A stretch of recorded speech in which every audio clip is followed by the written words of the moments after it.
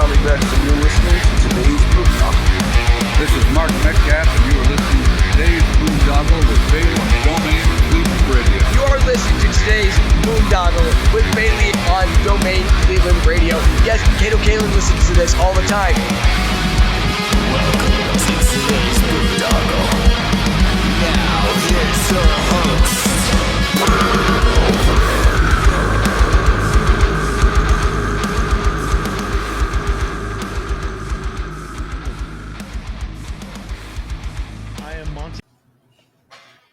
What's going on, everybody? It's Bill Bailey with today's Boondoggle, and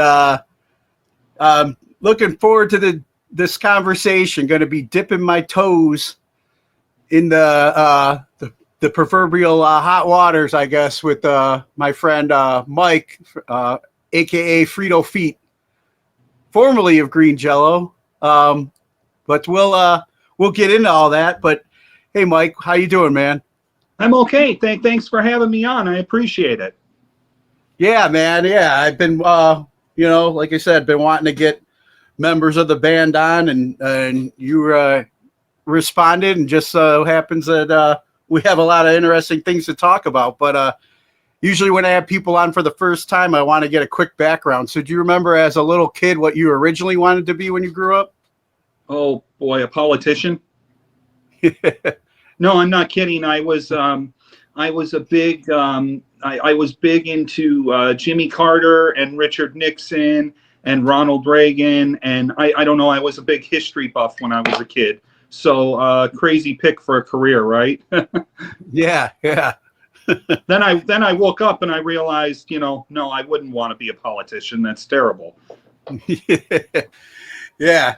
And then as you started growing up, like and music kind of started catching your ear, like what was some of the earliest influence you had around the house? Oh boy. Okay, so the first music video I remember seeing was probably Huey Lewis and the News, This Is It. I loved that when I was younger. When I started getting into heavy metal or just like harder rock music, Van Halen, Hot for Teacher was a big one for me. MTV was so big at the time, Yeah, I mean, those were two big ones for me. The first record I ever bought was Aerosmith, Toys in the Attic, I believe. Cruising Music, Chicago, Illinois on the south side. Nice. And then when was it that you were like, hey, well, this sounds like something I might be interested in doing, and I want to, start learning to play? Oh, boy, I saw Kiss in 1994, no makeup. They had no special stage, no Kiss logo, nothing like that. But they were just awesome. It was just such high energy. And I went, boy, I think I'd like to do that. I probably had a bass within a few weeks after that. Nice. And what was it? So Gene kind of inspired you towards the bass? I don't know if I would call Gene Simmons inspirational as far as a bass player goes. To be honest with you, I was real into the Blues Brothers when I was younger. And I would say that Donald Duck Dunn from the Blues Brothers was probably my first like real influence of like how I should play the bass, which I think is an excellent place to start, just blues riffs and being in the pocket, and just being solid. Yeah. And then so when you started got your own bass and started playing, when was it that you started actually getting out with a band and playing out? I played in this group we called ourselves Lemon back in the day. Probably this is like 1994, 95, somewhere in there. And we would play this local coffee shop. And I remember this girl coming up to us once, and she went, "Oh, you guys, your name is Lemon?" I went, "Yeah." And she went, "Your music sounds kind of sour." Nice. And then, what was the music scene like where you grew up at?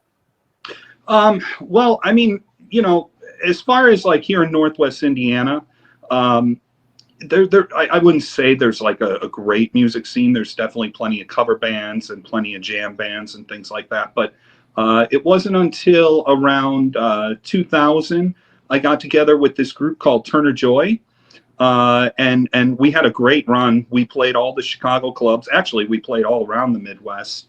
Lots of great reviews. Actually, that band wound up, the music from that band wound up in this MTV show called Skins, I remember some years ago. But I mean, we had a nice run. I mean, that band was a powerful band. It wasn't a metal band. It was kind of an artsy band, but a really, really powerful band. Nice. So I got to cut my teeth on something, really great early on. So then you got used to playing in front of crowds and entertaining and stuff like that with that band. Oh, yeah. And then after that band, I wound up playing in this other band called the Milos. And what was nice about that group was also a good band, but what was nice about that group was everybody was a songwriter in the group, or everybody sang. So we would switch up instruments on stage, and I got very comfortable with that group. Playing guitar, playing bass, singing, all of that. I would say that's probably the band where I got the most comfortable. Oh, nice. So then when did green Jello come into the picture for you? Okay, so I had not been playing for some years. I said to myself, if I'm going to play again, I would like it to be with the band that is going to really gain some traction. So when I found Green Jello, they were actually playing in a storage shed down in Indianapolis, Indiana. And I saw a golden opportunity. The band was, I'll call it for what it was, not that great. I saw an opportunity to help polish the band, to help advertise the band. It was kind of in the pits a little bit, So I mean, everybody knew that Three Pigs song, from MTV and whatnot. So I was excited to get involved any way that I could. That was in 2014, I believe. And then we fast forward to 2016, and Bill Manspeaker and I had been talking for a while at this point. And the idea was thrown out there of, hey, you write songs, you want to do a song, And that's how the song Frito Feet came about. It was the first Green Jelly song in, I think new song in 21 years, something like that. Yeah, so you ended up writing that song, and then it was like, what was that working relationship with? What was the experience like then when you got to go play out with the band? Okay, so I had not really played out with the band at this point. I just, was kind of friendly with Bill, and he was the one who was like, hey, if you want to do a song, I'll do it for a fee. So I pretty much wrote the song on my own. I played a majority of the instruments. I had a friend help me out with recording it, and he played a few instruments on the song as well. I had the tracks done, and then what happened was Green Jelly was playing in Kokomo, Indiana. And I met Bill before the show, and it was a long session. Let me tell you that much right now. It was a long session. But we did this vocal session in what I would call like a 4-hour nap, kind of seedy fuck motel, if you will. Excuse my language. So, but, whatever. We got the track done. It took quite a few takes. I think it had been a while since Bill maybe had done anything like that, so he was a bit rough. And I definitely had to go into that role of producer where it's like, I'm trying to get the best performance out of him that I could get. But I'll tell you, man, it was a struggle, but we got it done, Yeah, I mean, it seems like you coming in and making, writing one of the first new songs in a long time, it just seemed like, that the Three Little Pigs success, you can only milk that cow for how long, Well, and for a long time, apparently. But, Look, I'll never say that I've written the greatest Green Jelly song ever, because I didn't. I purposefully set out to play on this gimmick of, oh, the world's worst band. So I tried to make a song that was kind of a bad song, but kind of a good song at the same time. I don't know if that really makes any sense, but I wanted to have a good riff. I wanted to have a good hook, but I wanted the lyrics to be absolutely ridiculous. I didn't want to try to remake Three Little Pigs. I thought that would be kind of cheap, but I thought, well, if I could make a new character that's kind of, Bear Went Over the Mountain or Shitman or something along those lines, I never set out to make a big hit. I think I just wanted to make something for the fans, to just celebrate that this band was back and recording again, Yeah. Now I keep forgetting too, the green jelly, green Jello, like which one was first, and then why did they have to change? They got sued by Kraft, I believe it was Kraft Foods, for using Jello? the Jello name, and then they had Okay. to switch to jelly. But I mean, everybody still just calls it green Jello. Yeah. Okay. All right. Forgot what the story was behind that and which came first, Mhm. Jello or jelly. But Bill Cosby says there's always room for Jello, right? Not for me, apparently. But no, we wound up doing the first music video in a long time as well. After that, and what was fun about that was when I did the music video for the song, I did it with a bunch of hand puppets, and I did it in front of a blue screen, and I did it in my living room. I used the cheapest nonlinear editor that I could find to keep it, looking like it was made in the 1990s, the best that I could, I tried to keep the effects simple, the artwork simple. I think I did most of the artwork on Windows Paint, right? So, I mean, I definitely, it was low budget, but we had a lot of fun doing it. And I think, a good portion of the fan base responded well to it. I mean, they've certainly bought thousands of copies of the CD off of me. And, it was streamed, before Cleopatra took the song, and I'll get into that later. But before Cleopatra took the song, I had streamed the song well over 1 million times between Spotify, Amazon, and, so, I mean, it did well. I made some money from it, that's for sure. Nice. And then what was like your, what are some of your fondest memories when you went out on the road with them? First show, middle of nowhere, Ohio. A lot of fun, good crowd. I'll tell you this, whenever you would play the middle of nowhere, those were always my favorite shows. Now, I'm sure you know this, that a lot of the guys that play live with Green Jello, it's a regional thing.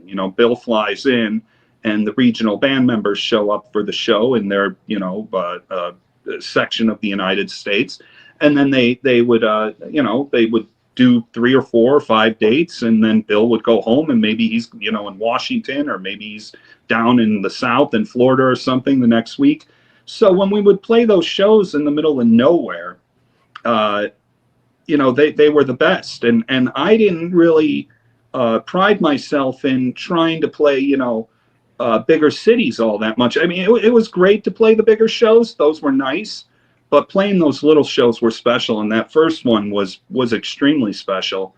Other good memories, I would say, doing the Hollow Wicked tour with ICP. I played the first date, I played the second date, and then I played the last date, which was in Detroit. Oh God, there had to have been like 10,000 people crammed into this. I won't even call it a venue. It was more of like a warehouse, with the stage at the end of it. But oh boy, what a good time. What a good show. Another good memory would be the time that we did the Trailer Park Boys show. That was a lot of fun. Oh yeah, I had that on here. I wanted to ask you about that experience because I saw your picture that you posted. What was that like? Yeah, that was a great time. We so the band was coming in from Europe. I did not do the European tour with them. I drove up to Halifax, Nova Scotia. I did this on a 2-day drive. Barely got any sleep, right? And I actually fell asleep in my hotel room without setting my alarm, and I woke up 45 minutes before the shoot and had to hurry up and get ready and get over to the shoot. And what a fun time! Of course, we did have one simple direction, and that was we were supposed to be in, if you're familiar with the characters, Ricky's trailer. We were supposed to be in Ricky's trailer for about a good week. Well, Bill had just gotten off the plane, and when the cameras started rolling, even though the director told us we're supposed to be in Ricky's trailer partying for a week and they're kicking us out, Bill, of course, being Bill, oh, well, I just got off the plane. I just met these people. I don't know who these people are. So I don't know. The episode kind of just turned into a big mess. But again, good experience, a lot of fun. Nice. Yeah, I had the pleasure of interviewing the Trailer Park Boys when they came through Cleveland for a Comic-Con. In fact, someone very close to me that I referred to them was able to hook them up with some trees while they were in town. So had a good time hanging out with the Trailer Park Boys. But yeah, good guys, very good guys, very kind. The episode was just crazy. If you go back and watch it, Lazy D had to urinate, and then we started pouring piss shots into a Tim Hortons cup, and a little disgusting, but funny, Yeah, Trailer Park Boys. Typical episode. Nice. Piss jugs, Yeah. Yeah, I saw that picture you posted with them. So, like, what was that, off camera? What was that whole experience like for you then?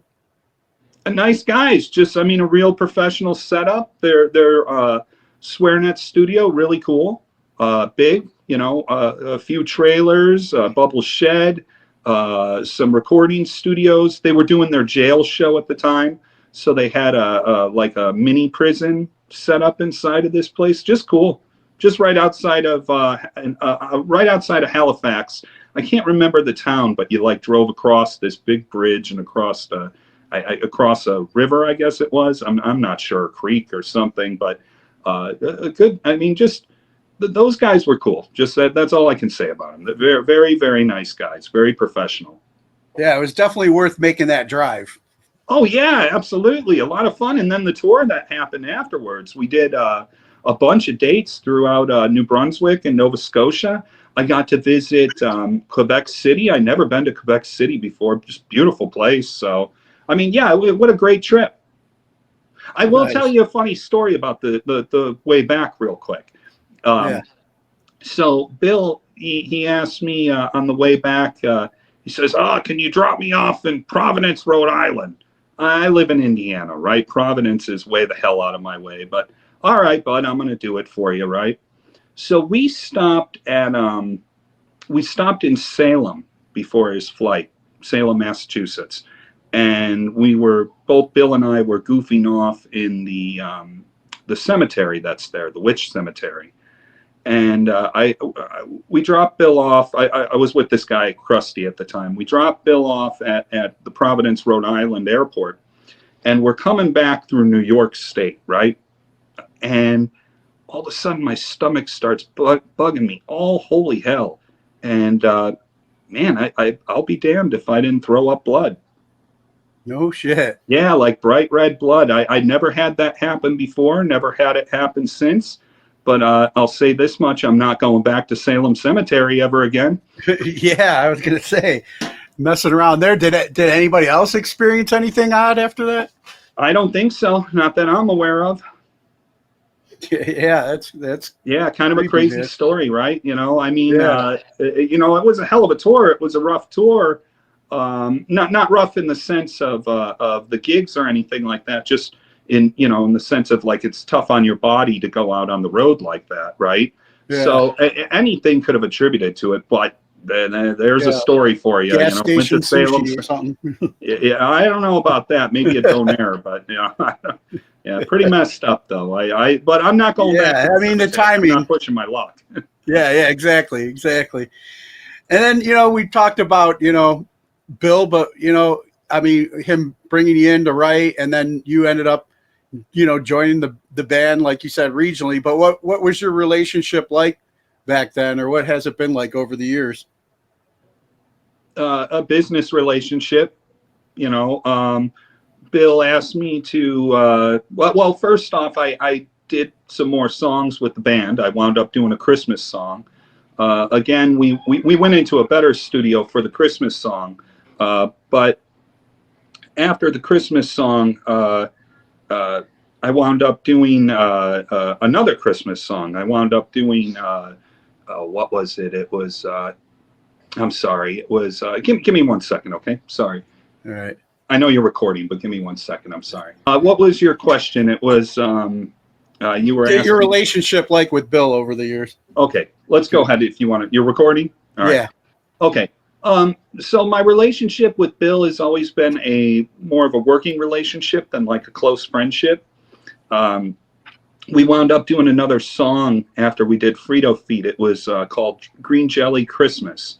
And Bill was originally supposed to sing the song, and we went into a studio professionally. But when we got into the studio, Bill really wasn't performing very well, so I wound up singing it. I just wound up doing it. And I wound up doing another song after that. It was called Eat Santa's Ham. We did that one a few years ago, actually. And that video did really well on the Green Jello YouTube page. I think within its first few weeks, it had like 35,000 views. You know, not viral by any means, but well enough. You know, not bad by any means. But as far as like our working relationship went, Bill had asked me to be the admin for his Green Jello page on Facebook. Hold on 1 second. I'm sorry.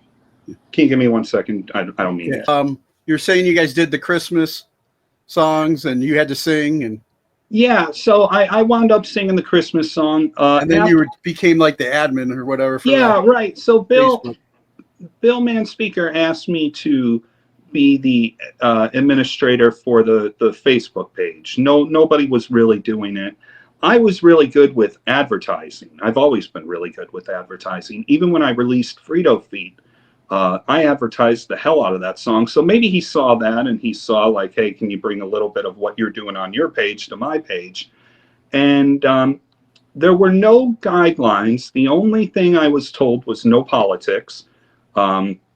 And that was it. No one said, you can't do dark humor or you can't, have fun on there. No memes, nothing like that. As a matter of fact, when I started bringing millions of views to this page, Bill would brag about it online. Oh, look at all the numbers we've got. So I'd like to say that I was doing a good job on the page. There's definitely an element of shit posting that was going on, but there was a lot of advertising for shows. And I think the idea always was, okay, well, if we could get people to pay attention to videos and memes and all these various fun things, even if we got let's say we got 25% of that paying attention to our shows, well, that's a win, Yeah. And you'll find that a lot of corporations even nowadays do this. They have pretty much shit posting on their page. Look at Wendy's. Yeah, right. Wendy's would be a prime example of that. Yeah. So I thought it was a winning formula. It certainly was successful to a point. I do know that the 1 month that we got, it was like 15 million views in 1 month. Green Jelly wound up on the Billboard charts for the first time in God knows how long. So I'm not going to sit here and say that was directly because of me, but I'd like to think that, millions of people seeing the name Green Jello, and then their minds get, their memory gets jogged, oh, okay, I remember that band. Let me go stream them right now. Well, next thing you know, they're on billboards. So Yeah. It's funny too, because it's like, I remember like one of the other interactions I had with him online, and I wasn't even talking with him, but, and you, now that you explained the whole regional band member thing to me, I kind of understand. But, I've had Michael Graves on from the Misfits on here before, and it's just like, I'm not one of those cancel people You know, I'm retired military. I believe everybody, you know, whether I like to hear what they have to say or not, it's your right to say whatever you do. And I had him on, and it was a great conversation. And I had a lot of respect for the guy, whatever he has been associated with, or the media has taken, you know, to try and cancel him. It's just like he's an artist trying to get out there and just perform, you know. And I feel like, you know, our other artists should be supportive if it's not hate and hurting people, you know. And like he was trying to get a town here, or a show here locally not too long ago, and like Rosie from the group was like gathering all kinds of people to cancel him and shut him down. And I'm like, hey, you're in a band, you know, why are you trying to cancel another artist? Just, you know, I mean, I just wish some people that would just stay out of things that they shouldn't be into. And then we kind of were arguing, I guess, or debating back and forth. And then Bill's like, I don't talk politics, you know, or whatever. So it's like, yeah, I get it. Yeah, we shouldn't be talking like any kind of politics. I'm just like, let the man play. If you don't want to go listen to him, don't go buy a ticket and don't go listen to him. But give him the opportunity to play, you know? I certainly don't support pissing on someone else's gig. I can't speak to the you know, Michael Graves situation. I'm not going to say I have, you know, one side or the other in it. It doesn't affect my life personally. If there are people who want to show up at the gig, then let people show up at the gig, you know. I mean, some people have the same feeling about Pantera right now for various reasons. So, I mean, there's a prime example right there, right? If you don't like it, don't go. Don't buy a ticket. Right. You know, but other people might, and they look past whatever, you know, and it doesn't make those bad people that they like the music and the art. You know, you can like no, not at all. The music and art, maybe not like the person, you know. But anyway, that was like one of the, because you mentioned the politics thing, and it just brought up that memory. And I didn't realize that. I thought everybody that was in the band when I seen him here in Cleveland was the band and traveled, but I didn't realize he picked like regional people. Yeah, because I realized she was a local girl, you know. He has a regional band, but also in recent years, he's picked up a few people from LA that would play regularly with him. I'd like to add that none of these people are paid, you know, out of the gate, myself included. So a lot of these people, and I'm going to say this much, a lot of them are really, really good people, you know, really nice people. They might not feel that way about me right now, but I'll tell you that some of these people are really solid. Without them, what is there? You know, a guy yelling at people, you know, a guy pretending to be a substitute teacher and yelling at the class. I mean, you know, with some pool noodles, that's, you know, if you don't have these people who show up and support you, you have nothing. And so the way that these band members make their money is some of them make their own merch, some of them buy their own merch. But when you go to the show, and I don't know if you experienced this, but when you go to the show, it could be a bit like a flea market almost, you know? Yeah. You got, you know, 7 different guys trying to push T-shirts on you. I never did that, pal. I made enough just, you know, from my songs, and I would make enough just from selling T-shirts and CDs and things online, you know? And then I would take that money and I would go ahead and go to these shows, you know? So again, a lot of this is out of pocket, you know, these band members. Bill takes the gate. Bill takes 100% of the gate. Yeah, so let's talk about, you know, where things kind of took a turn then, because you, like you said, you would run the Facebook page, post memes, dark humor, you know, hey, I'm retired military. That was like, you know, black coffee and dark humor is what pumps through our veins, you know, to keep us going. So I was 100% like enjoying everything you posted. And I'm a huge Black Sabbath and Ozzy Osbourne fan as well. Oh, you know, I didn't take offense to. I am too. As a matter of fact, I want you to stay right there. I'm going to get some. I want to show you something. You don't have to cut this out because I'll be right back. Hold on. I'm going to get all right. About Ozzy Osbourne. I don't know if you can see this. Yeah. This right here is my signed Ozzy Osbourne picture. Nice. I wrote to Ozzy Osbourne, and I got this back. Actually, I got 2 of them back. This is just the one that I've got framed. Can you see that? Yeah, Okay, so yeah. I don't have anything against Ozzy Osbourne. I love Ozzy Osbourne. And I think I've seen Ozzy perform live. I would watch the show. I don't know him personally, so I can't really speak on it, but I would like to think that maybe he would have got a chuckle, you know? Ozzy wore his sobriety or lack thereof on his sleeve. He joked about it all the time. Ozzy talked about snorting ants. Ozzy talked about pissing on the Alamo. I thought this was a punk rock band. And okay, so the first thing I'm going to say about the whole thing, all right, because, and I've done this before, but I'll do it again on your show, okay, is that if any of the Osbourne family has seen the meme or seen the story about the meme, and if they were offended by it, I genuinely apologize. I don't want to hurt anyone, and I certainly didn't want to defame Ozzy in any kind of way. You know, I wasn't trying to do that, but I believe that Ozzy had a dark sense of humor, and that's what I was going with. And I thought his fans had a dark sense of humor. Hell, I thought the Green Jello fans had a dark sense of humor. I mean, a few weeks before I posted the Ozzy meme, which I didn't make, by the way, I just shared it, right? But a few weeks before that, I had made a meme of Michael Hutchins from INXS, right? Michael Hutchins, I think is his name. Yeah. And he was in a Cobra clutch with Sergeant Slaughter. You know, Sergeant Slaughter had him in the Cobra clutch, you know, choking him, right? So these are the kind of, and no one had a problem with that, right?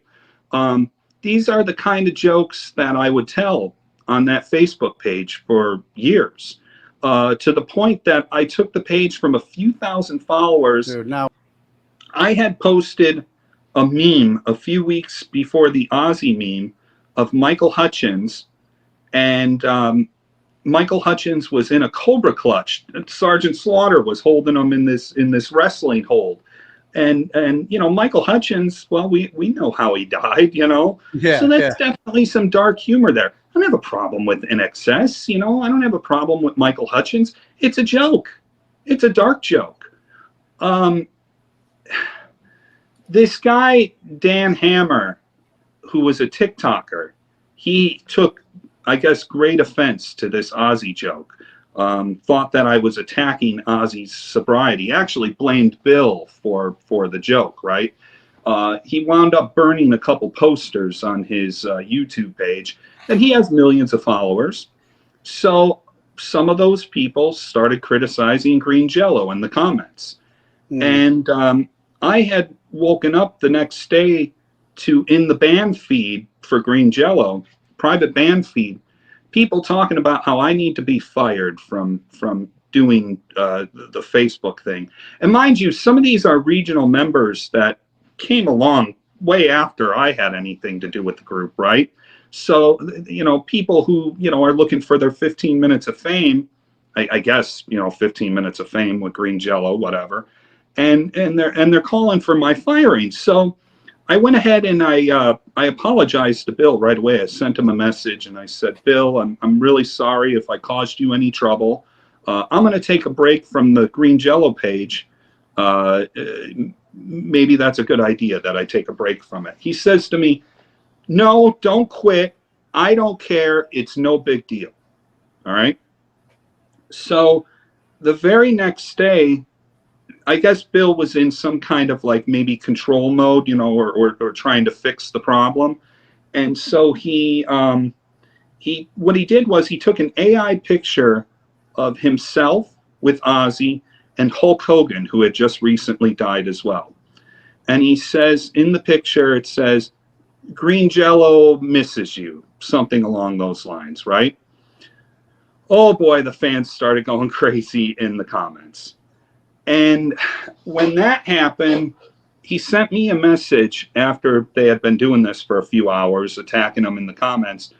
And he, you know, why are you making things miserable for me on social media? You know, what are you doing? You know, whatever it is you're doing, stop it. So he tried blaming you for the AI photo too then? Yes. He started passing the blame onto me for the AI photo. This is after he told me he didn't care about the Ozzy thing. You know, don't quit, don't leave. And I said to Bill, I go, you know, don't pass your blame on to me, man. You know, this one's all you. And it just kind of blew up into this big argument after that, you know, telling me, oh, stop, just stop whatever it is you're doing. He carried this over. This was, by the way, a private message between Bill and I. He carried this over into the band feed. And I don't know if he was trying to make an example of me or what, but he kept telling me, you better stop or else. I said, Bill, stop what? I go, and number two, I go, what are you going to do about it? I said, what are you going to do? You're going to go on the internet and you're going to smear me like you do to every single person that this man has a disagreement with. They either attack his family or they're attacking him on the internet. You know, he goes and he plays victim is what he does. He cries to his fans so his fans can all give him validation and make him feel good about himself, right? I said, what are you going to do? You're going to smear me on the internet? He tells me, stop it now. Well, after that, he kicked me out of the band feed, and then he sent me a request to not be the admin anymore on the Green Jello page. And I had made an announcement on my page, look, I'm not in Green Jello anymore. I have nothing to do with this group. I'm going to honor Bill's wishes. I'm going to leave the page. And in the comment section on that post, this wasn't one fan, this wasn't two fans, this was a lot of fans. And these fans were complaining about not receiving their merchandise that they had paid Bill Manspeaker for. When that happened, oh boy, did all hell broke loose, because a podcaster like yourself picked up on the story and he asked me some questions just like you're asking me. And I answered honestly. I told him what was going on. I showed him the message from Bill saying that don't stop, don't quit. And you know, basically trying to clear my name that, look, I had nothing to do with this. You know, I'm not like egging on these fans or anything. I genuinely feel for them, because if you pay for merchandise, you should receive your merchandise, right? Yeah. And especially when that merchandise is hundreds of dollars, you know, ranging from not only just like T-shirts and stuff, but ranging to I guess he had these dolls made up, these three little pig dolls, and they were, you know, puppets and dolls. And, right, and they were like, you know, a few $100s a piece. And I don't know, because I had nothing to do with you know, these sales or anything. But apparently, allegedly, you know, he stiffed, I mean, we're talking, you know, hundreds of fans. I have some personal friends that actually, you know, told me that they tried to order the doll thing, and, you know, how much it was and what kind of special collector's thing it was advertised as. I forgot what the sale was. Like, it was around Christmas or something, maybe. But, yeah, they never received it. And they never received it, right. So when the podcasters started asking me about this, you know, I was like, well, the stuff's there. If you want to screenshot it and you want to put it in your story or whatever, go ahead. I have nothing to do with this. I didn't sell this merch, right? Well, that's when Bill really lost it, when the podcaster had done the story. I personally didn't think it was that big of a deal, because, you know, at this point, maybe a few hundred people had seen the podcast, right? But Bill really took it personally, and he ran to the press with the story. And what he did when he ran to the press was he was telling them that, again, I'm attacking his family, which I've never done. I have all the respect in the world for his family. So people were commenting about a situation between him and his wife that he had broadcasted on his page, where, you know, I don't know if she has issues or what. I'm not going to get into that, because I don't want to smear anyone's name. And she's always been a nice lady to me. So I don't want to say anything bad about this woman. But, you know, I guess they had some marital issues in this video. And, you know, so people were calling her unkind names and stuff in the comments on my page. And I would say, don't involve his family. His wife and kid didn't have anything to do with this. If you want to say something about him, that's one thing, but don't involve his family, right? So I Yeah, got sorry, the internet cut out again. I don't know what's going on. Every It time might the be- freaking landscapers are here. It might be on my end. Who knows? You know, I Yeah. have kids and they're playing video games, so it could be on my end. But yeah, so one thing I saw too was I mean, you said you don't attack families and stuff like that, which is No. respectful. Yeah, like not attacking each other's families and stuff. But then I could have sworn I'd seen something, when he was, when this blew up, saying something you lived in your mom's basement, or I don't know, something like that, or you never plugged in your bass or something. I don't know. Okay, so that's the best one. All right, so my family, at one time, we had 5 acres, right? And we had 3 homes on these 5 acres. My kids were pretty young at this point. I don't even think I had my daughter yet at this point. And we were living in the smallest house on these 5 acres, right? And I had been there for years. Well, anyway, what had happened is the band needed a place to stay. And we had an empty house, a bigger empty house just sitting on the property. So we all stayed in the bigger empty house. Now, I don't know if this is why he thinks I live with my mother or something. I don't know. It's silly, but I don't live with my mother. So I whatever, if that's what he needs to say or whatever. I will say this much. The band didn't complain about staying in the empty house when they needed somewhere to stay. So I'm 45 years old, man. I have a wife. I have 3 kids. I'm in one of the rooms now. I don't know, whatever.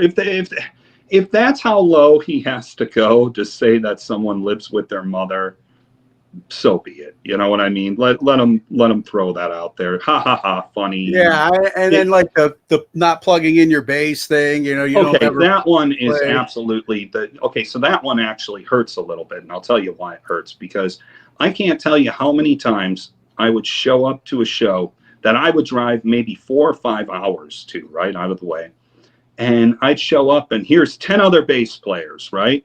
Well, the sound guy's not going to plug in every one of the damn bass players into the board. As a matter of fact, this is every single green Jello show. I could tell you that there's maybe 1 or 2 guitar players and 1 bassist plugged into that board, and then the drums are mic'd up. And then everybody else who shows up later than the first guy who showed up to get the line, right? It's just like the merch deal, you got a bunch of wooks showing up and they're all trying to push their merch. Well, it's kind of the same deal. It's a bunch of wooks showing up for their 15 minutes. And, they don't record any songs. They don't put out any videos. They're not on the back of any of the album covers. Nobody knows who they are, right? But they're going to have the line. I'm not going to argue with that guy. I'm there to just entertain the fans. Am I plugged into my bass or into my bass rig? Yeah, I'm plugged into my bass rig. Can somebody hear me over the house speakers? I don't know. Probably not. Maybe not. Not worried about it. You know what I mean? Because there's 10 other bass players there on stage. So has it happened where somebody couldn't hear me? Sure. But to insinuate that I don't know how to play the songs or that I was never plugged in or would kiss my ass. I mean, it sounds like, as you were sharing,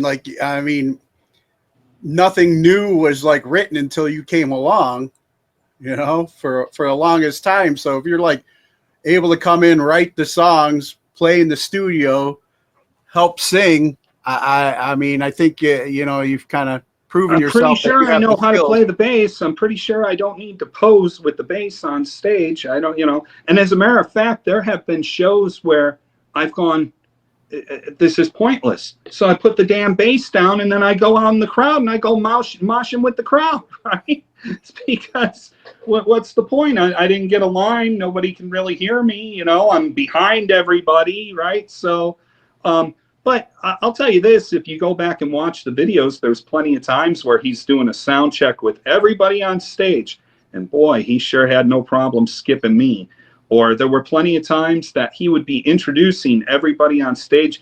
Hollow Wicked in Detroit, the show that I was talking about. every single person got an introduction as they walked out from the back of the stage, and I walk out in the middle of everyone, total crickets, doesn't say anything. There was a guy in the crowd who yelled my name, but Bill wasn't going to say it. So, you know, I don't know if that's a matter of like not wanting to share the spotlight or whatever. I'm not going to speculate on that. You know, I don't know what his motives are. But to say that I don't know how to play my bass, or that I was posing, or to say that I've only done 10 shows in 10 years or whatever, that's absolutely ridiculous. The past couple years, I've definitely slowed down my role on touring, especially since COVID. And a big reason for that is I'm not going to go out, get sick, and then not get paid. You know, who would want to go out and work and not get paid? As a matter of fact, I drove 5 or 6 hours to Akron, Ohio, right? Akron or Akron, right? Akron, right? Yeah. Okay. So I drove all the way there from Indiana, and I get a spot. And remember, I'm telling you, there's so many band members on stage, it's hard to work around them. I get a spot, and I'm behind this big giant cabinet, and that was my spot. Now, who wants to drive 5-6 hours and play behind a giant, you know, PA speaker? I mean, Where you're not nobody- Maynard, like trying to hide behind a curtain or something like that. No, I'm there artifact, to have fun with the fans, and I'm there to entertain the fans, you know? So when that happened, that was kind of one of the last times that I said, I'm not, you know, it was the last time that I said, I'm going to drive that far, not make any money, and then play for absolutely nobody, you know? It was a little embarrassing, to be honest with you, because I felt like I had done more for the group at that point, not only, you know, with the music, but online as well. Yeah. So the past few years, I would use the website as my way of like sort of connecting with the fans, or the Facebook page rather, as my way of connecting with the fans. And I would do that through contest, where we would do giveaways, you know, buttons, T-shirts, CDs, all kinds of things. That was my way of giving back to the fans, you know, and making it fun for the fans as well. And not only that, but, you know, on my own page, which does way better than the Green Jello page, by the way, you know, Bill was just on there yesterday. Oh, we've got 1.5 million views last month. Well, yeah, thanks to me, but 1.5 million views. Yeah, well, I had 13 million views or 12 million views last month, pal. So, I mean, big deal for you, right? And so yeah, I was going to say, even in this, like, you know, way out of the band, you've brought more eyes on to the product and kept it relevant. You know? Absolutely. I keep saying it was my parting gift when it went to the press, because if it had not been for me, again, you know, nobody remembers who this band is, you know, unless I'm out there promoting the band, whether it be good or bad in this instance, right? Yeah. Now, how, I mean, you said now you've been getting a bunch of views and follows on your personal page through all this. Has it been mostly, have you had a lot of people like kind of like that guy that was burning his posters, that TikToker or whatever? Has it been a lot of like hate coming your way, or mostly just people, like you said, commenting that, hey, I never got my stuff, and just sharing their stories? All types. I've gotten a few haters that, you know, oh, let's go look up who this Freto feet person is. They don't know anything about me or don't know what I've done, right? And that's fine. You know, they read an article online, and so now they're going to come attack me. Well, I mean, especially after Bill Manspeaker said that I was attacking his family, that I hacked his Facebook pages, right? Made up a bunch of lies about me. So, you know, yeah, I had a few people who came onto the page and, you know, had nasty things to say about me. Some of them I didn't pay attention to. Some of them I tried to set straight. But you could talk till you're blue in the face, and you can give people facts all day long, and they'll always counter with some kind of crap, you know, to justify themselves. And so I don't think too much into the haters. I've also gotten a lot of support. I've gotten a lot of people who have gone, this guy looks ridiculous. He looks crazy. You've been cool, calm, and collected, you know, and you know, you're better off. You're better off without this group. And truthfully, at this point, I don't want to play with anyone who's going to go out and steal from their fans, you know? I don't want to go out and play with a person who books dates and then cancels the dates for, you know, whatever reason it may be, you know, sometimes justified, sometimes health, but other times, oh, my family's got some drama, or there's some problem, or somebody paid me more to play this show, so I'm not coming to play your show, you know. I don't want to play with someone like that. I don't want to be in a band with someone like that. After all the fans came out, you know, and yes, you're right, you know, a lot of them, you know, coming onto my page and talking about not receiving merch and whatnot. When that happened, let me say this much, okay? First off, it wasn't exactly a secret. There would, you know, whenever I would try to sell a CD, there would always be one or two people who would comment, you know, oh, I'm not buying that until I get, you know, what I paid for. A lot of times I would get their address. I would send them a signed CD, you know, and go, hey, I'm sorry that you got stiffed, but I hope this kind of makes it right for you a little bit, right? So, I mean, I don't know. Getting back to your original point, you know, it's all types that have been coming onto my page. The hate's kind of died down in the past few days, so I'm not seeing too much of that anymore. Yeah, the story's kind of an older story now, but the people who support me out there, you know.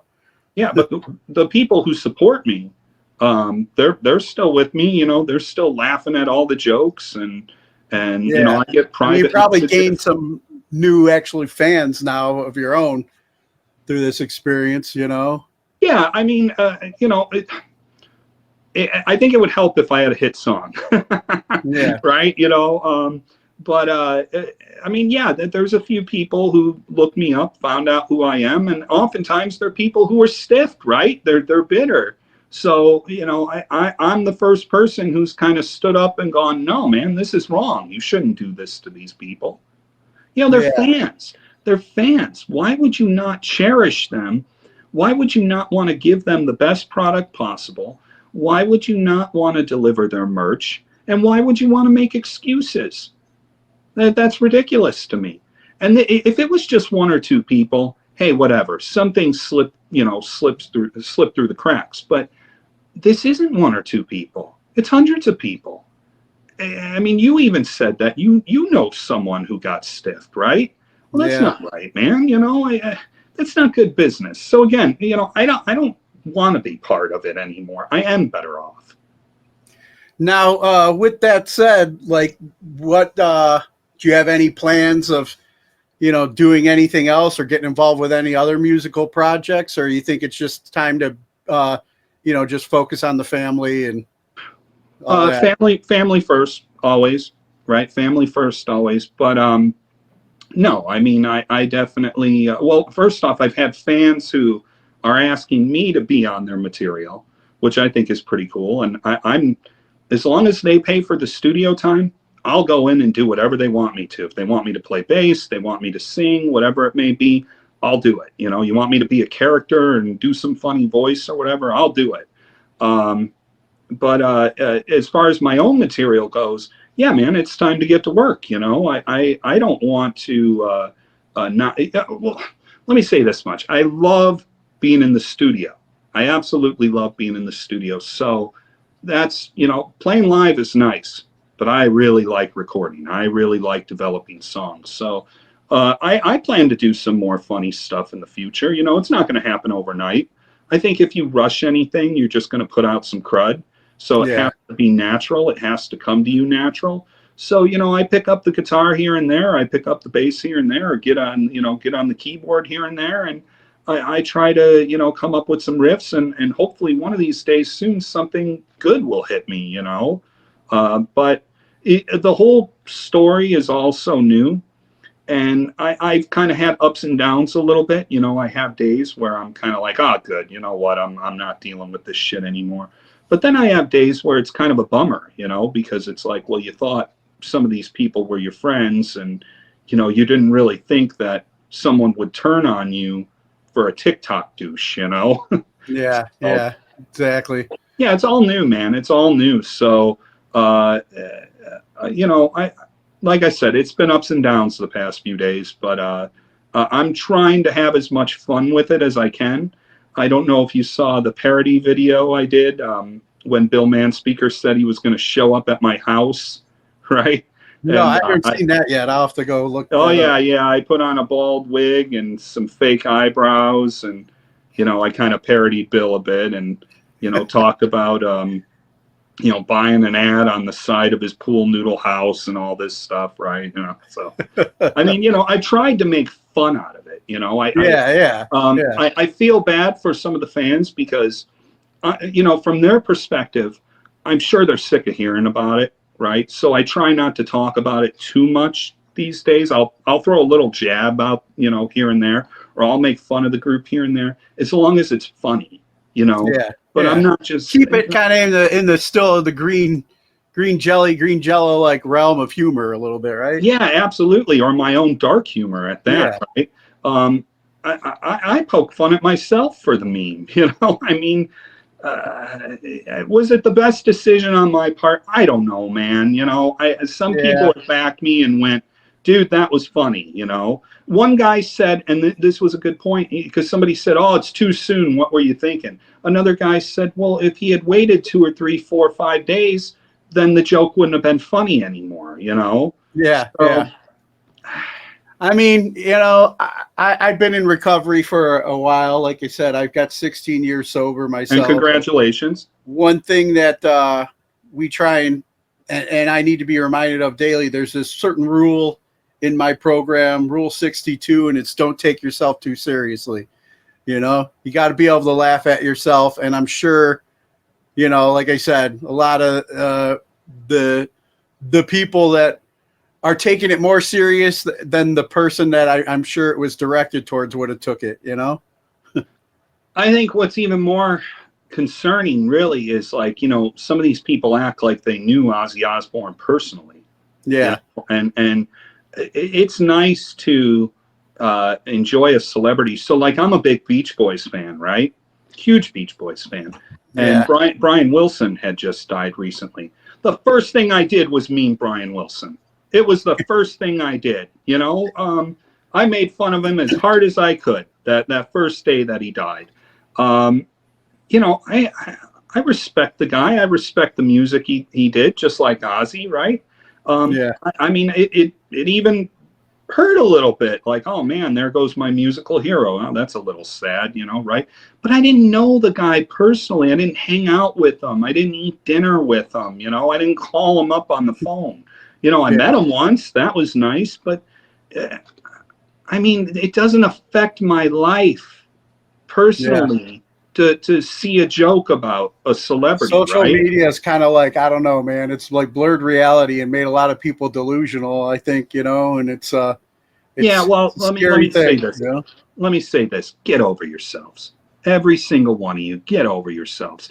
We joke. We joke on the internet. We have fun on the internet. Get over yourself. Exactly. Well, that sounds like a good place to start wrapping it up at then, Mike. Man, I really appreciate you taking the time and talking. And like I told you, before we went on, I've reached out to Bill. He's still welcome to come on the show here and share his side. I welcome him to tell whatever he needs to tell. I've never asked any of the fans to like quit liking Green Jelly or anything like that. I'm not poke fun at the band all day long, but I'm not asking you to choose. I'm not, why would that'd be a ridiculous choice? Guy that on YouTube that posts memes and has a few songs recorded, opposed to a guy who, had songs that you grew up with and touched you and made you laugh and you still listen to this day. I wouldn't want to take that away from anyone. If anything, I just want the guy to do the fans right, and treat them like gold because they're good fans. They deserve to be treated like gold. Yeah, I agree, man. Michael, man, I appreciate your time, man. It was good talking with you. If for any fans out there watching that may want to, follow some of your memes or see what you're up to creatively and musically and stuff, where would you send them? Just the Facebook page, fb.com/Freto feet. Awesome. I think does it say it right there in the corner? Does that say Frito? You Frito spell it feet. just like that.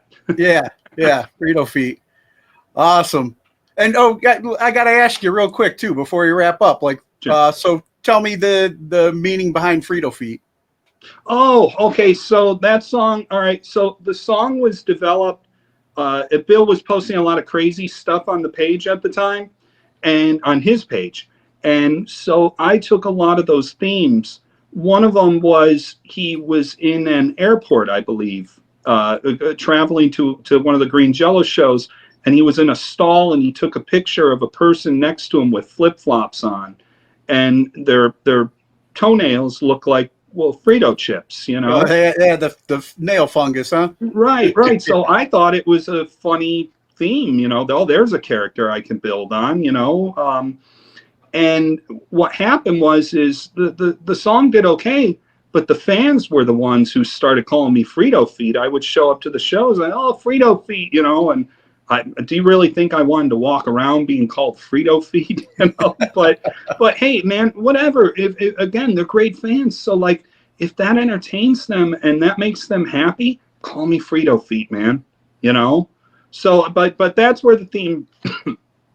That's where the theme for the song came from. Awesome. Well, once again, Mike, man, I really appreciate your time, and it was great talking with you. And maybe we'll have you back on if you know. If you need me to respond to anything, please do. But and if there's anything in the future, you know, of course. But yeah, I mean, thanks for having me on. You know, I appreciate it. Thanks for letting me talk, and it was a nice conversation. And you know, much success with the podcast. All right, thanks a lot, man. You take care. You take care too. Bye-bye. Bye. All right! Listen up! Hold on to your seats. Grab your girls, grab your beers. Hey everybody, this is Charlie from Anthrax, and you are listening to today's Boondoggle. This is Mark Metcalf, and you are listening to today's Boondoggle with Bailey on Domain Cleveland Radio. You are listening to today's Boondoggle with Bailey on Domain Cleveland Radio. Yes, Kato Kalin listens to this all the time. Welcome to today's Boondoggle. Now here's your host.